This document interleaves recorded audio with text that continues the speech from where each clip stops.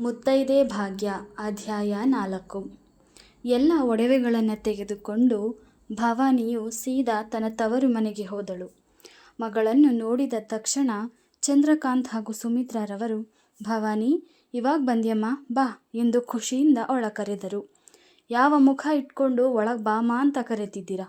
ಗೌರವ ಘನತೆಯಲ್ಲಿ ನಮ್ಮ ಪ್ರಾಣ, ಮಾನ ಮರ್ಯಾದೆಯಲ್ಲಿ ನಮ್ಮ ಜೀವ ಅಂತ ಬಡಾಯಿ ಕೊಚ್ಕೋತಾ ಒಳಗಿಂದ ಒಳಗೇನೆ ನೀವು ಇಂಥ ಮೋಸ ಮಾಡ್ತೀರಾ ಅಂತ ನನ್ನ ಕನಸಲ್ಲೂ ಅಂದ್ಕೊಂಡಿರಲಿಲ್ಲ. ಪ್ರತಿಯೊಬ್ಬ ತಂದೆ ತಾಯಿನೂ ತಮ್ಮ ಮಕ್ಕಳು ಬಾಳು ಬಂಗಾರವಾಗಿರಲಿ ಅಂತ ಅಪ್ಪಟ ಬಂಗಾರದಿಂದ ಒಡವೆಗಳನ್ನು ಹಾಕಿ ಕಳಿಸ್ತಾರೆ. ಆದರೆ ನೀವು ನಿಮ್ಮ ಮಗಳು ಬಾಳು ಹಾಳಾಗೋಗ್ಲಿ ಅಂತ ಈ ಗಿಲಿಟ್ ಒಡವೆಗಳನ್ನು ಹಾಕಿ ಕಳಿಸಿದ್ದೀರಾ. ಎಲ್ಲ ಒಡವೆಗಳನ್ನು ಅವರ ತಂದೆ ತಾಯಿ ಕೈಯಲ್ಲಿ ಇಡುತ್ತಾಳೆ. ಒಡವೆಗಳನ್ನು ನೋಡಿದ ಸುಮಿತ್ರಾ ಹಾಗೂ ಚಂದ್ರಕಾಂತ್ರವರು, ಏನು ಇವೆಲ್ಲ ಗಿಲಿಟ್ ಒಡವೆಗಳಾ ಎಂದು ಕೇಳಿದರು. ಪಾಪ, ಅವರಿಗೂ ಕೂಡ ಅವು ಗಿಲಿಟ್ ಒಡವೆಗಳು ಎಂದು ಗೊತ್ತಿರುವುದಿಲ್ಲ. ಹೆತ್ತ ಮಗಳಿಗೆ ಹೀಗೆ ಮೋಸ ಮಾಡೋಕೆ ನಿಮಗೆ ಹೇಗೆ ಮನಸ್ಸು ಬಂತು? ತಂದೆ ತಾಯಿನೇ ಹೆತ್ತ ಮಕ್ಕಳಿಗೆ ದೇವರು ಅಂತಾರೆ, ಆದರೆ ನೀವುಗಳು ನನ್ನ ಪಾಲಿಗೆ ಶತ್ರುಗಳು ಎಂದು ಅಳುತ್ತಾ ಭವಾನಿಯು ಹೇಳಿದಳು. ದೇವ್ರಾಣಿಗೂ ಈ ಒಡವೆಗಳ ವಿಷಯ ನಮಗೇನು ಗೊತ್ತಿಲ್ಲಮ್ಮ.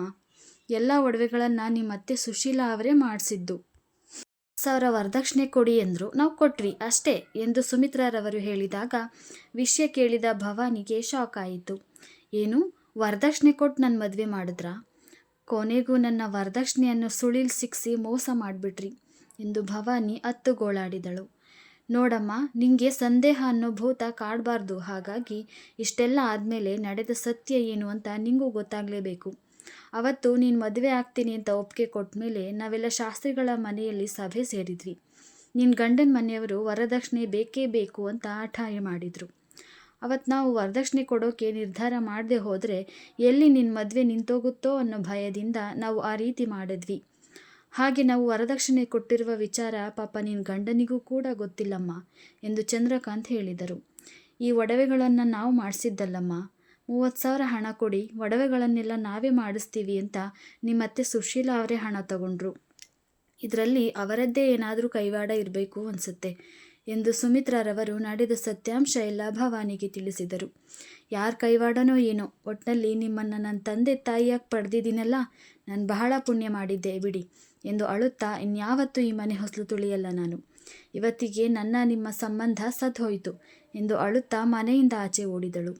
ಭವಾನಿಯ ಮಾತುಗಳನ್ನು ಕೇಳಿದ ಸುಮಿತ್ರಾ ಹಾಗೂ ಚಂದ್ರಕಾಂತ್ರವರಿಗೆ ತುಂಬ ಬೇಸರವಾಯಿತು. ಮನೆಗೆ ಬಂದ ಭವಾನಿ ನಡೆದ ವಿಷಯವನ್ನೆಲ್ಲ ಶಂಕರ್ಗೆ ತಿಳಿಸಿದಳು. ಆದರೆ ಶಂಕರ್, ನೋಡು ಭವಾನಿ, ನನ್ನ ತಾಯಿ ಮೇಲೆ ಇಲ್ಲದೇ ಇರೋ ಅಪವಾದ ಹೊರಿಸಿದ್ರೆ ನಾನು ಸುಮ್ಮನಿರೋದಿಲ್ಲ ಎಂದು ಭವಾನಿಗೆ ಬೈಯಲು ಶುರು ಮಾಡುತ್ತಾನೆ. ನಾನು ಯಾಕ್ರಿ ಅಪವಾದ ಹೊರಿಸ್ಲಿ? ನಿಜಾನ ಸುಳ್ಳ ಅಂತ ನಿಮ್ಮ ತಾಯಿನೇ ಕೇಳಿ ಎಂದು ಭವಾನಿ ಹೇಳಿದಳು. ನೋಡಪ್ಪ ಶಂಕರ್, ನಮ್ಮನೆ ಬಡತನ ಪರಿಸ್ಥಿತಿ ನಿಂಗೆ ಗೊತ್ತು ತಾನೇ. ನನ್ನ ಮಗ ಮಹೇಶ ಮೆಡಿಕಲ್ ಓದಿ ಡಾಕ್ಟರ್ ಆಗಬೇಕು ಅಂತ ಆಸೆ ಪಟ್ಟಿದ್ದ. ಅದಕ್ಕೆ 60,000 ಲಂಚ ಕೊಡಬೇಕು ಅಂತ ಅಂದ. ಅದಕ್ಕೆ ಭವಾನಿ ಅವರ ಅಪ್ಪನ ಹತ್ರ ಇಸ್ಕೊಂಡೆ. ಆದರೆ ಏನು ಶಾಪ ಹಾಕ್ಕೊಟ್ರೋ ಏನೋ, ನಮ್ಮ ಮಹೇಶನ ಹತ್ರ ದುಡ್ಡಿಸ್ಕೊಂಡು ಅವರು ಮೋಸ ಮಾಡಿಬಿಟ್ರು ಕಣೋ ಎಂದು ಸುಶೀಲಾ ಹೇಳಿದರು. ವಿಷಯವನ್ನು ಕೇಳಿದ ಶಂಕರ್ಗೆ ಶಾಕ್ ಆಗುತ್ತದೆ. ನನಗೆ ಒಂದು ಮಾತು ಹೇಳಿದರೆ ನಾನೇ ಹಣನ ಹೇಗಾದರೂ ಮಾಡಿ ಅರೇಂಜ್ ಮಾಡಿಕೊಡ್ತಿದ್ನಲ್ಲಮ್ಮ, ಅದು ಬಿಟ್ಟು ಯಾಕೆ ನನಗೆ ಈ ಥರ ದ್ರೋಹ ಮಾಡಿದ್ರಿ? ಇದು ಶಂಕರ್ ಹೇಳಿದ. ಏನೋ ಹೆಂಡತಿ ಪರ ವಹಿಸ್ಕೊಂಡು ಮಾತಾಡ್ತಾ ಇದೆಯಾ? ನಾವೇನು ಮಾಡಬಾರ್ದು ಕೆಲಸ ಏನೂ ಮಾಡಿಲ್ಲ. ಇವಾಗಿನ ಕಾಲದಲ್ಲಿ ವರದಕ್ಷಿಣೆ ತೆಗೆದುಕೊಳ್ಳೋದು ಮಹಾ ಅಪರಾಧ ಏನಲ್ಲ. ಏನೋ ನಾವು ಪ್ರಪಂಚನೇ ನುಂಗ್ ಹಾಕ್ಬಿಟ್ಟಿದ್ದೀವಿ ಅನ್ನೋ ಹಾಗೆ ಆಡ್ತಿದ್ದಾಳೆ ಇವಳು ಎಂದು ವ್ಯಂಗ್ಯವಾಗಿ ಸುಶೀಲಾ ಮಾತನಾಡಿದರು. ಪ್ರಪಂಚ ಒಂದೇ ಅಲ್ಲ, ಇನ್ನೊಂದಿದ್ರೆ ಅದನ್ನು ನುಂಗ್ ಹಾಕ್ಬಿಡ್ತಿದ್ರಿ.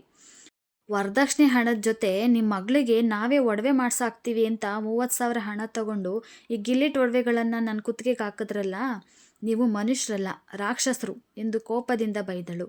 ಇದನ್ನೆಲ್ಲ ಕೇಳಿಸಿಕೊಂಡ ಸುಶೀಲಾ ಅವರು, ಏನೇ ಅಂದೆ ಎಂದು ಕೈಯನ್ನೆತ್ತಿ ಹೊಡೆಯಲು ಶುರು ಮಾಡಿದಾಗ ತಕ್ಷಣ ಅವರ ಕೈಯನ್ನು ಹಿಡಿದು, ಅತ್ತೆ, ನಿಮಗೆ ಮಾತ್ರ ಅಲ್ಲ, ನನಗೂ ಕೂಡ ಕೈಯಿದೆ ಎಂದು ಅವಳು ಕೂಡ ಕೈಯನ್ನು ಎತ್ತಿದಳು. ತಕ್ಷಣವೇ ಶಂಕರ್ ಭವಾನಿಯನ್ನು ಎಳೆದು, ಭವಾನಿ, ನಮ್ಮಮ್ಮನಿಗೆ ಹೊಡೆಯುವಷ್ಟು ಸೊಕ್ಕು ಬಂತ ನಿಂಗೆ ಎಂದು ಅವಳ ಕೆನ್ನೆಗೆ ಬಾರಿಸಿದನು. ಭವಾನಿ ಏನು ಮಾತಾಡದೆ ಅಳುತ್ತಾ ರೂಮಿಗೆ ಧಾವಿಸಿದಳು. ಮನೆಯವರೆಲ್ಲರೂ ಕೂಡ ರೂಮಿಗೆ ಹೋದರು.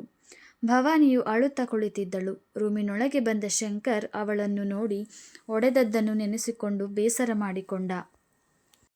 ನಾನೆಂಥ ಕೆಲಸ ಮಾಡಿಬಿಟ್ಟೆ? ಎಂದು ಉರಿಯುತ್ತಿರುವ ದೀಪಕ್ಕೆ ತನ್ನ ಕೈ ಹಿಡಿದ.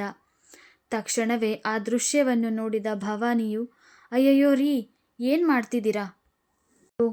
ಏನ್ರಿ ಇದು, ಯಾಕೆ ಹೀಗೆಲ್ಲ ಮಾಡ್ತಿದ್ದೀರಾ?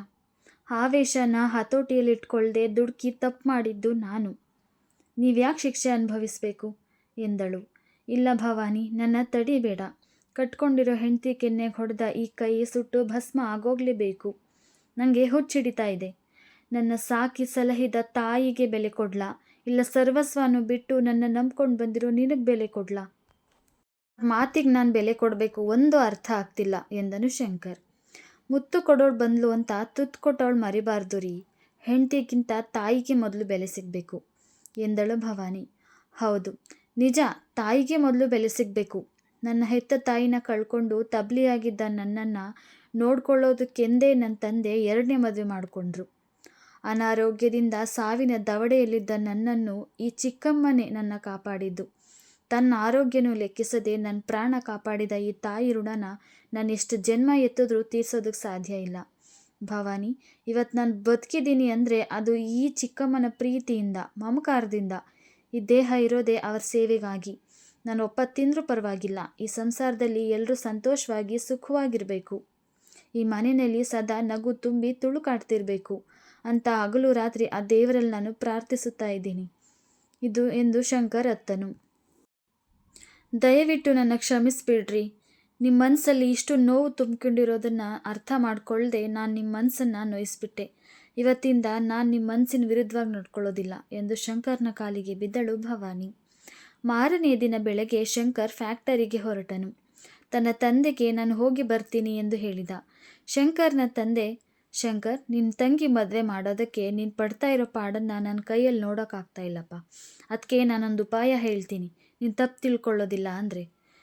ನಾವು ಈ ಮನೆನ ಮಾರಿ ನಿನ್ನ ತಂಗಿ ಮದುವೆನ ಮಾಡಿದ್ರೆ ಹೇಗೆ ಎಂದರು. ಏನು ಹೇಳ್ತಾ ಇದೆಯಪ್ಪ? ಅಂತ ಇರೋ ಆಸರೆ ಈ ಮನೆ ಒಂದೇ. ಇದನ್ನು ಮಾರಿ ಎಲ್ಲರನ್ನೂ ಬೀದಿಗೆ ತಳ್ಳು ಅಂತ್ಯಾ? ಇಲ್ಲಪ್ಪ, ನಾನು ಸತ್ರು ಈ ಮನೆ ಮಾರೋದಿಲ್ಲ. ರಾತ್ರಿ ಹಗಲು ದುಡಿತೀನಿ. ಎಷ್ಟೇ ಕಷ್ಟ ಆದರೂ ಹಣನ ಸಂಪಾದನೆ ಮಾಡ್ತೀನಿ. ನನ್ನ ತಂಗಿ ಮದುವೆ ಮಾಡ್ತೀನಿ, ಖಂಡಿತವಾಗ್ಲೂ ಮಾಡ್ತೀನಪ್ಪ ಎಂದು ಫ್ಯಾಕ್ಟರಿಗೆ ಹೊರಟನು. ಹಗಲು ರಾತ್ರಿ ಎನ್ನದೆ ತಂಗಿ ಮದುವೆಗೋಸ್ಕರ ಕಷ್ಟಪಟ್ಟು ದುಡಿಯುತ್ತಿದ್ದ ಶಂಕರ್ ಮದುವೆ ಖರ್ಚಿಗೆ ದುಡ್ಡನ್ನು ತನ್ನ ತಾಯಿಗೆ ತಂದು ಕೊಟ್ಟನು. ಹಾಗೂ ಮದುವೆಗೆ ಹೊಸ ಬಟ್ಟೆಗಳನ್ನು ಎಲ್ಲರಿಗೂ ತಂದನು.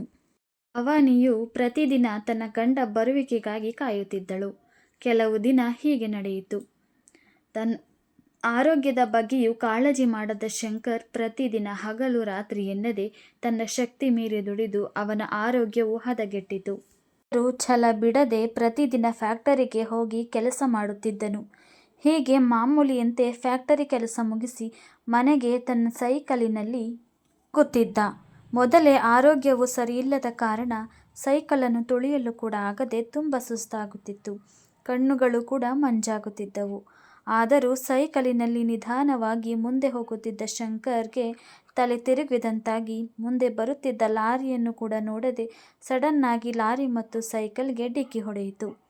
ಶಂಕರ್ನ ಫ್ಯಾಕ್ಟರಿಯವರೇ ಅವನನ್ನು ಆಸ್ಪತ್ರೆಗೆ ಕರೆದುಕೊಂಡು ಹೋಗಿ ಸೇರಿಸಿದ್ದರು. ಶಂಕರ್ಗೆ ಆಕ್ಸಿಡೆಂಟ್ ಆದ ವಿಷಯವನ್ನು ತಿಳಿದ ಭವಾನಿಗೆ ಆಘಾತವಾಯಿತು. ತಕ್ಷಣವೇ ಶಂಕರ್ನನ್ನು ಸೇರಿಸಿದ ಹಾಸ್ಪಿಟಲ್ಗೆ ಓಡೋಡಿ ಬಂದಳು. ಶಂಕರ್ನ ಪರಿಸ್ಥಿತಿ ತುಂಬ ಸೀರಿಯಸ್ ಆಗಿರುವುದನ್ನು ಕಂಡು ತುಂಬ ಗೋಳಾಡಿದಳು. ಭವಾನಿ ತಕ್ಷಣವೇ ಮನೆಗೆ ಬಂದು ಅತ್ತೆ ಸುಶೀಲ ಹಾಗೂ ಗಾಯತ್ರಿಯನ್ನು, ಅತ್ತೆ, ನಿಮ್ಮ ಮಗ ಶಂಕರ್ಗೆ ಆಕ್ಸಿಡೆಂಟ್ ಆಗಿ ತುಂಬ ಸೀರಿಯಸ್ ಆಗಿದ್ದಾರೆ. ಅವರನ್ನು ಹಾಸ್ಪಿಟಲ್ಗೆ ಅಡ್ಮಿಟ್ ಮಾಡಿದ್ದಾರೆ. ಪ್ಲೀಸ್ ಬೇಗ ಬನ್ನಿ ಅತ್ತೆ ಎಂದಳು. ತಕ್ಷಣವೇ ಗಾಯತ್ರಿಯು, ಇಂಥವಳನ್ನ ಮದುವೆಯಾದರೆ ಅವನಿಗೆ ಆಕ್ಸಿಡೆಂಟು ಆಗುತ್ತೆ, ಇನ್ನೊಂದು ಆಗುತ್ತೆ ಎಂದು ವ್ಯಂಗ್ಯವಾಗಿ ಮಾತನಾಡಿದಳು. ಮಗನಿಗೆ ಆಕ್ಸಿಡೆಂಟ್ ಆಗಿರುವುದು ತಿಳಿದರೂ ತಲೆ ಕೆಡಿಸಿಕೊಳ್ಳದೆ ಶುಭ ಕಾರ್ಯಕ್ಕೆ ಹೋಗಬೇಕಾದರೆ ಈ ಅನಿಷ್ಟನ ನೋಡೋದ್ಯಾಕೆ? ಅದು ಯಾವುದೋ ಮದುವೆಗೆ ಹೊರಟು ಹೋದರು ಸುಶೀಲ ಹಾಗೂ ಗಾಯತ್ರಿ. ಹೋಗುತ್ತಿರುವವರನ್ನು ಅಡ್ಡ ಕಟ್ಟಿದ ಭವಾನಿಯು, ನಿಂತ್ಕೊಳ್ಳಿ ಅತ್ತೆ ಪ್ಲೀಸ್. ಗಾಯತ್ರಿ, ನಿಮ್ಮ ಮಗ ಸಾವು ಬದುಕಿನ ನಡುವೆ ಹೋರಾಡ್ತಿದ್ದಾರೆ. ನೀವು ಬಂದು ಒಂದು ಸಲ ನಿಮ್ಮ ಮುಖ ತೋರಿಸಿ ಅವರಿಗೆ ಎಷ್ಟು ಸಮಾಧಾನ ಆಗುತ್ತೆ ಎಂದು ಕೇಳಿಕೊಂಡಳು. ಇವಾಗ ನಾವು ಮದುವೆಗೆ ಹೋಗ್ತಾ ಇದ್ದೀವಿ. ಸಾಯಂಕಾಲ ರಿಸೆಪ್ಷನ್ ಮುಗಿಸ್ಕೊಂಡು ಬರ್ತೀವಿ. ನೀನು ಹೋಗು ಎಂದರು ಸುಶೀಲ. ಅತ್ತೆ, ಇಂಥ ಸಮಯದಲ್ಲಿ ನಿಮ್ಮ ಮಗನಿಗಿಂತ ಮದುವೆನೇ ಮುಖ್ಯನಾ? ಪ್ಲೀಸ್ ಅತ್ತೆ, ದಯವಿಟ್ಟು ಹೋಗಬೇಡಿ, ನನ್ನ ಗಂಡನ ಉಳಿಸ್ಕೊಡಿ ಎಂದು ಕೈ ಮುಗಿದು ಬೇಡಿಕೊಂಡಳು ಭವಾನಿ. ಆದರೂ ಅವಳ ಮಾತಿಗೆ ಬೆಲೆ ಕೊಡದೆ, ನಿಂಗೆ ಅಷ್ಟು ಗೊತ್ತಾಗಲ್ವಾ ಭವಾನಿ? ನಿನ್ನ ಗಂಡ ಆಸ್ಪತ್ರೆಯಲ್ಲೇ ತಾನೇ ಇರ್ತಾನೆ. ನಾವು ಸಂಜೆ ಬರ್ತೀವಿ. ಮದುವೆ ಮಾಡೋರು ಒಂದೇ ಸಲ ಮಾಡೋದು, ಮತ್ತೆ ಬನ್ನಿ ಊಟಕ್ಕೆ ಅಂತ ಕರೆಯಕ್ಕೆ ಬರ್ತಾರಾ? ಹೋಗು ಎಂದು ತಲೆ ಕೆಡಿಸಿಕೊಳ್ಳದೆ ಹೊರಟು ಹೋದರು. ಏನು ಮಾಡಬೇಕೆಂದು ದಿಕ್ಕೆ ತೋಚದಾಗಿ ಭವಾನಿಯು ಮತ್ತೆ ಆಸ್ಪತ್ರೆ ಕಡೆಗೆ ಹೊರಟಳು. ಎಷ್ಟೇ ಕೇಳಿಕೊಂಡರೂ ಅತ್ತೆ ಹಾಗೂ ಗಾಯತ್ರಿ ಇಬ್ಬರು ಬರಲ್ಲ ಅಂತ ಹೇಳಿಬಿಟ್ರು ಮಾವಯ್ಯ. ತಮ್ಮ ಮಗನ ಪ್ರಾಣಕ್ಕಿಂತ ಯಾರ್ದೋ ಮದುವೆನೇ ಹೆಚ್ಚಾಗೋಯ್ತು ಅವರಿಗೆ ಎಂದು ಅಳುತ್ತಾ ಕೂತಳು. ಅಲ್ಲಮ್ಮ ಭವಾನಿ, ನೀನ್ಯಾಕೆ ಅವರನ್ನು ಕರೆಯೋಕೆ ಹೋದೆ? ಮನುಷ್ಯತ್ವದ ಅರ್ಥನೇ ಗೊತ್ತಿಲ್ಲದೆ ಇರೋ ಪಿಶಾಚಿಗಳು ಅವರು. ನಿನ್ನ ವೇದನೆ ಅವರಿಗೆ ಹೇಗೆ ಅರ್ಥ ಆಗುತ್ತೆ ಎಂದರು ಭವಾನಿಯ ಮಾವಯ್ಯ. ಅಷ್ಟರಲ್ಲಿ ಡಾಕ್ಟರ್ ಬಂದು, ನೋಡಿ, ಆಪರೇಷನ್ ಈಗ ತಾನೇ ಮುಗಿದಿದೆ. ತಲೆಗೆ ಬಲವಾಗಿ ಪೆಟ್ಟು ಬಿದ್ದಿರೋದ್ರಿಂದ ಅವರ ಪರಿಸ್ಥಿತಿ ತುಂಬ ಕ್ರಿಟಿಕಲ್ ಆಗಿದೆ. ಇನ್ನೂ ಪ್ರಜ್ಞೆ ಬಂದಿಲ್ಲ. ಈಗಲೇ ಏನು ಹೇಳೋದಕ್ಕಾಗೋದಿಲ್ಲ, ಎಲ್ಲ ದೇವರಿಚ್ಛೆ ಎಂದರು ಡಾಕ್ಟರ್. ವಿಷಯ ಕೇಳಿದ ಭವಾನಿಗೆ ದೊಡ್ಡ ಆಘಾತವೇ ಆದಂತಾಯಿತು. ಶಂಕರ್ನನ್ನು ವಾರ್ಡ್ಗೆ ಶಿಫ್ಟ್ ಮಾಡಲಾಯಿತು. ಅವನನ್ನು ನೋಡಲೆಂದು ಭವಾನಿ ಮಾವ ಎಲ್ಲರೂ ಒಳಗೆ ಹೋದರು. ತಕ್ಷಣವೇ ಶಂಕರ್ಗೆ ಪ್ರಜ್ಞೆ ಬಂದಿತ್ತು.